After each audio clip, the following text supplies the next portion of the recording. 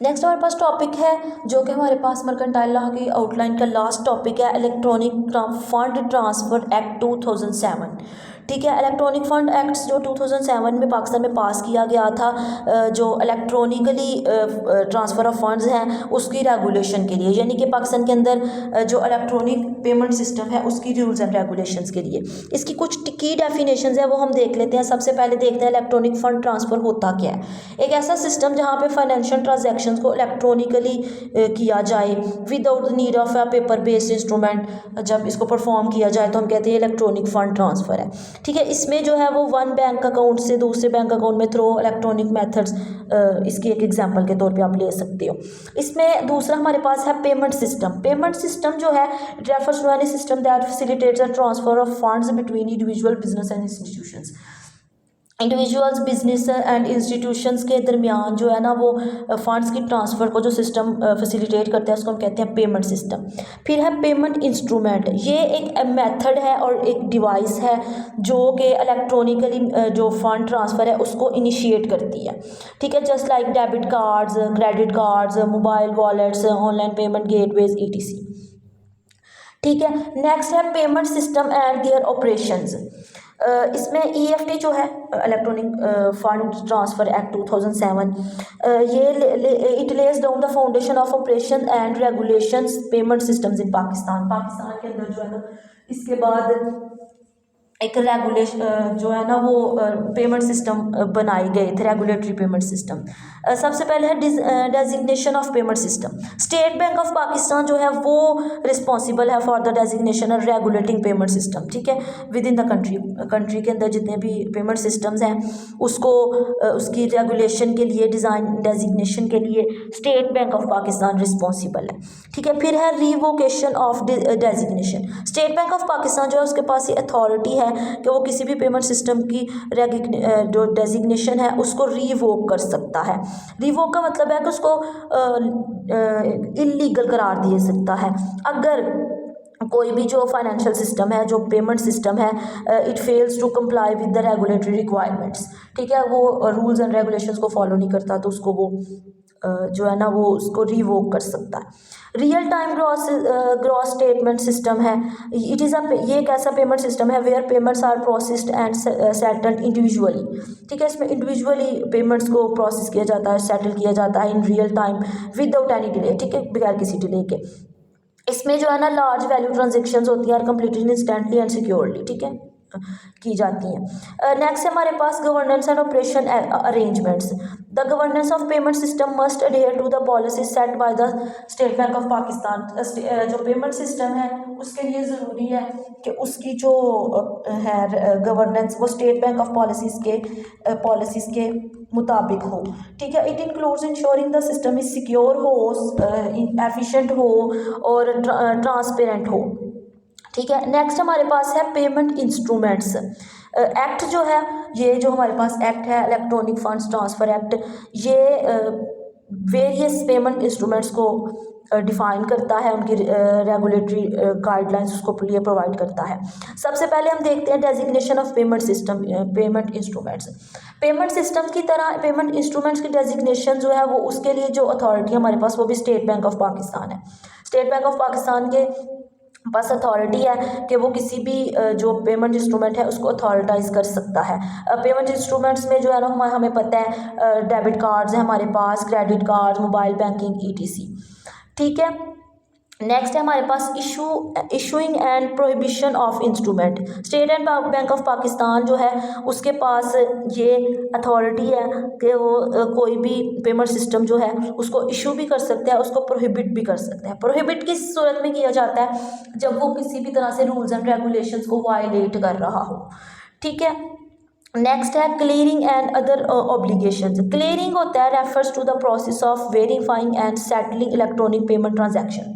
ठीक है, electronic payment transaction जो होनी है उसको वेरीफाई करना, उसको सेटल करने के प्रोसेस को हम कहते हैं क्लियरिंग। ठीक है, ये किस लिए किया जाता है कि it ensures the transactions are process and funds are transferred from one account to another.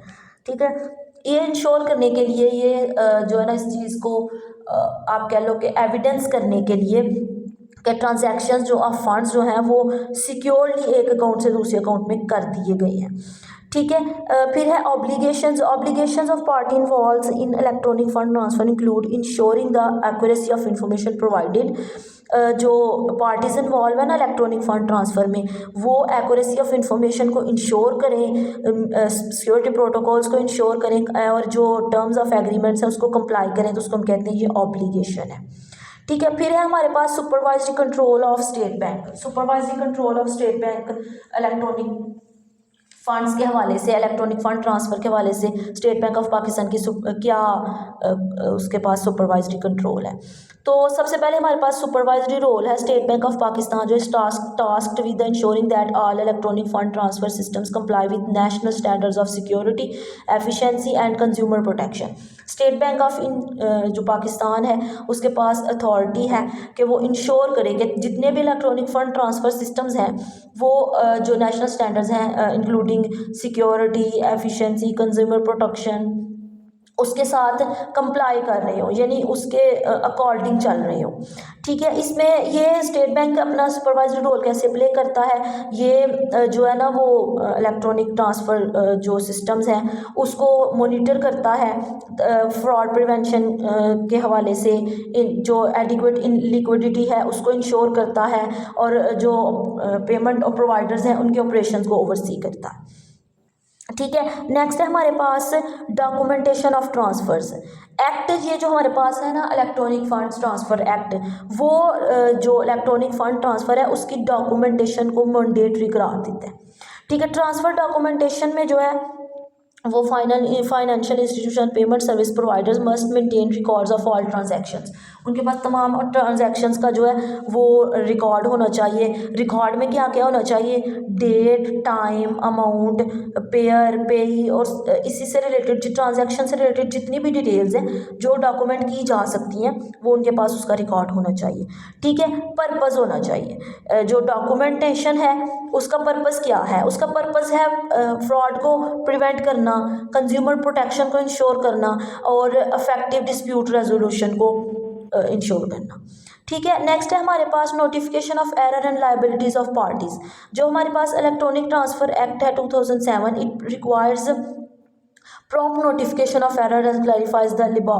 ठीक है, इसके लिए ज़रूरत है कि इनको जो है ना वो इंश्योर करता है कि एरर को प्रॉम्प्ट नोटिफिकेशन दिया जाए, और फिर इस जो लाइबिलिटीज़ ऑफ द पार्टीज़ हैं जो इलेक्ट्रॉनिक ट्रांजैक्शन में इन्वॉल्व है उसको क्लेरिफाई किया जाए। नोटिफिकेशन ऑफ एरर की अगर हम बात करें तो एक पार्टी जो है अगर वो एक ट्रांजैक्शन में एरर देखती है तो they must notify the payment service provider और बैंक इमीडिएटली। तो उससे फौरी तौर पे जो है वो सर्विस प्रोवाइडर या बैंक को नोटिफाई करना चाहिए।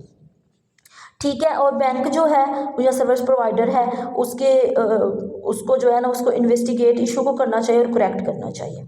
नेक्स्ट है हमारे पास लाइबिलिटीज़ ऑफ पार्टीज। जो फाइनेंशियल जो इन्वॉल्व है इलेक्ट्रॉनिक ट्रांसफ़र में उन पार्टीज़ की लाइबिलिटीज़ क्या है। सबसे पहले है फाइनेंशियल इंस्टीट्यूशंस।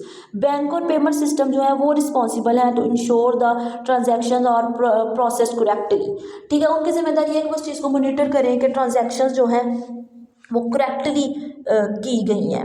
ठीक है, they are also responsible for rectifying errors और कंपनसेटिंग फॉर एनी लॉस। ठीक है, लॉस के लिए लॉस के कंपनसेशन के लिए एरर्स की रेक्टिफाइंग के लिए भी वो इन्वॉल्व है। फिर कस्टमर्स की अगर हम बात करें तो कस्टमर्स जो है it must ensure the accuracy of information. उसको ट्रांजैक्शन के हवाले से एक्यूरेट इंफॉर्मेशन प्रोवाइड करनी चाहिए। They are liable for any errors caused by the negligence और failure to comply with the service provider security protocols. Service providers के security protocols का ख्याल रखना चाहिए, और उसके अंदर अगर कोई नेग्लिजेंस की वजह से आ सकता है तो जो कस्टमर है वो उसके लिए रिस्पॉन्सिबल होगा। ठीक है, नेक्स्ट हमारे पास है law relating to action before court. जो EFT है act, electronic funds transfer act, वो अगर उसमें जो है ना वो एक लीगल फ्रेमवर्क प्रोवाइड करता है कि अगर इलेक्ट्रॉनिक ट्रांसफ़र के अंदर डिस्प्यूट्स आ जाएं तो उसको कैसे हल किया जा सकता है।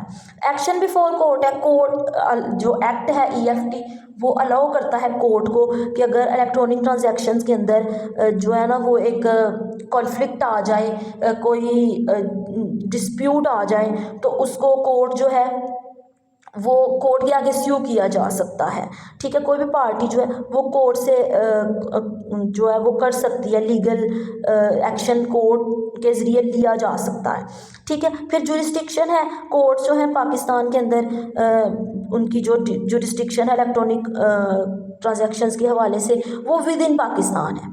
ठीक है, और it provides the case falls within the scope of the EFT act, और वो सिर्फ ऐसे केसेस के ऊपर अप्लाई होती है जो EFT एक्ट के मुताबिक हों। यानी फॉर एग्जांपल इलीगल जो गुड्स एंड सर्विसेज के हवाले से इलेक्ट्रॉनिक फंड ट्रांसफ़र हो रहे हैं उसके ऊपर कोर्ट की जुरिस्डिक्शन अप्लाई नहीं होती। ठीक है, so that was all about the electronic fund transfer act 2007 and that was all about the outline of mercantile law.